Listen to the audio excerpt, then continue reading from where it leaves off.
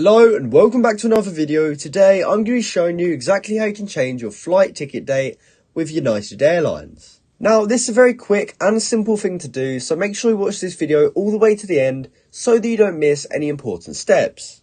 So in order to actually change our flight ticket date, we will first have to come onto the United Airlines website. Now once you are on the website, it should look similar to what you're seeing on screen now, and you should be on this book section here. Now, if we go all the way to the right, we should be able to see this option that says My Trips, and we're just going to go ahead and click on that.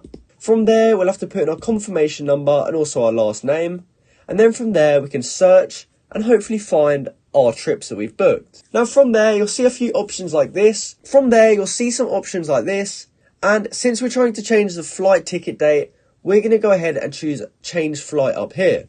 And from there, you should have the option to change the flight date. Now, if you've tried that and it's still not working and you just can't change your flight date, what I'd recommend to do is come back on the United Airlines website. You just want to click this search button at the top.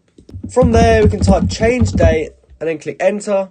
And we can click on this manage reservations FAQ. So as you can see, this top question here says, how can I change my flight and how much does it cost?